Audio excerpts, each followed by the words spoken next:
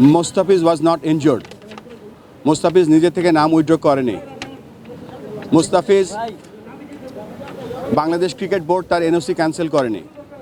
নিরাপত্তাজনিত কারণে মুস্তাফিজকে আইপিএলের একটা দল থেকে বাদ দেওয়া হয়েছিল। পরবর্তীতে আমরা গভর্নমেন্টের মাধ্যমে জানতে পারলাম এবং আমরা ফিল করেছি সিকিউরিটি একটা বড় ইস্যু এই 2020 ওয়ার্ল্ড কাপের জন্য।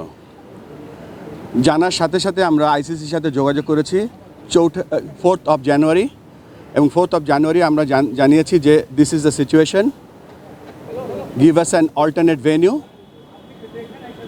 Or look this matter seriously.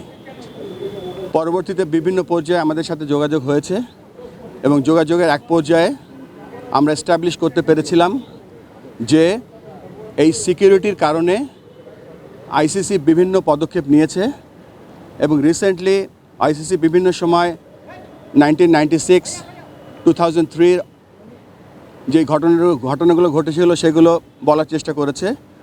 আমরা আইসিসিকে বলেছি যে রিসেন্ট যে ঘটনাগুলো ঘটেছে এবং আইসিসির যে পদক্ষেপগুলো ছিল সেগুলো তাদেরকে আমরা দেখিয়ে দিয়েছি চোখে আঙ্গুল দিয়ে।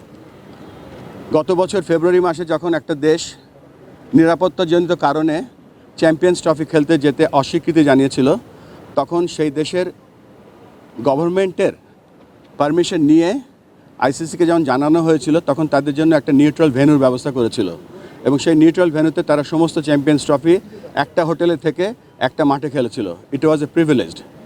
পরবর্তীতে যে আপনারা জানেন যে হাইব্রিড মডেলটা যেটা এখন হচ্ছে, আমরা সকলে বলছি যে শ্রীলঙ্কা কো হোস্ট না, শ্রীলঙ্কা হাইব্রিড মডেলের একটা অংশ, যেখানে অন্য অন্য দেশের খেলাগুলো হচ্ছে সেখানে। আমরা সেই দিকে তাকিয়ে আমরা বলেছিলাম যে যেহেতু এটা হাইব্রিড মডেলটাও হয়েছে বিকজ অফ সিকিউরিটি এবং গভর্নমেন্টের অনীহার কারণে, আমরা সেই লাইনেও তাদের আইসিসিকে বলার চেষ্টা করেছি এবং বুঝিয়েছি, কিন্তু তারপরে আমাদের আবেদনকে খারিজ করে দেওয়া হয়েছে। আমরা আবারও চেষ্টা করব আজকে আর কি পথ আছে আইসিসিকে বলা। আপনারা হয়তো গতকালকে শুনেছেন যে একটা ভোট হয়েছে। ভোটের নাম্বারটা অফিসিয়ালি আমি বলতে চাচ্ছি না, কেননা আইসিসি সেটা বলতে বারণ করেছে, কিন্তু বিভিন্ন জায়গায় ভোটের একটা নাম্বার দেখতে পাচ্ছি। আমরা খুব সন্দিহান। বাংলাদেশ ক্রিকেট নিয়ে আমরা খুব গর্ব বোধ করি, কিন্তু ওয়ার্ল্ড ক্রিকেট নিয়ে আমরা সন্দিহান। যেখানে ক্রিকেটের পপুলারিটি কমে যাচ্ছে, সেখানে আইসিসি এরকম অলমোস্ট 200 মিলিয়ন লোকের খেলা দেখার বা খেলার যে একটা প্রত্যেক দিন আমরা বিশ্বাস করতাম যে এই কয়দিন যে আমাদের প্রত্যেকটা লোক সকালবেলা উঠে শুনতে পাবে যে বাংলাদেশ বিশ্বকাপ খেলছে এবং আইসিসি বাংলাদেশের আবেদনটা মেনে নিয়েছে।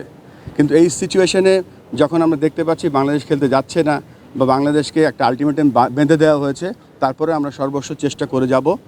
যেখানে আগেও বলছিলাম যে বিশ্ব ক্রিকেটের পপুলারিটি কমে যাচ্ছে, সেখানে বাংলাদেশের মতো দেশ যদি বাংলাদেশের মতো একটা ক্রিকেট লাভিং কান্ট্রি যদি মিস করে, আইসিসি বড় একটা মিস করবে। যেখানে ক্রিকেট বড় হচ্ছে, ক্রিকেট অলিম্পিকে যাচ্ছে 28-এ, 32-এ ব্রিসবেন হোস্ট করছে, 36-এ ইন্ডিয়া অলিম্পিক বিট করছে, কমনওয়েলথ গেমস তারা বিট করছে।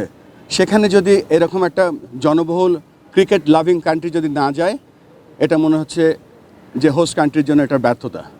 আমরা আমাদের মতো চেষ্টা করে যাব, আমরা এখনও হাল ছেড়ে দিচ্ছি না। আমরা আবার আজকে কমিউনিকেশন করব আরও কিছু জিনিস নিয়ে এবং চেষ্টা করে যাচ্ছি যাতে আমাদের ছেলেরা বিশ্বকাপ খেলতে পারে। আমাদের একটাই চাহিদা, আমরা বিশ্বকাপ খেলতে চাই। এই মুহূর্তে আমরা ইন্ডিয়াতে যেতে চাই না, আমরা শ্রীলঙ্কার মাটিতে বিশ্বকাপ খেলতে চাই। আমরা এখনও রেডি, আমাদের দল রেডি আছে। Thank you.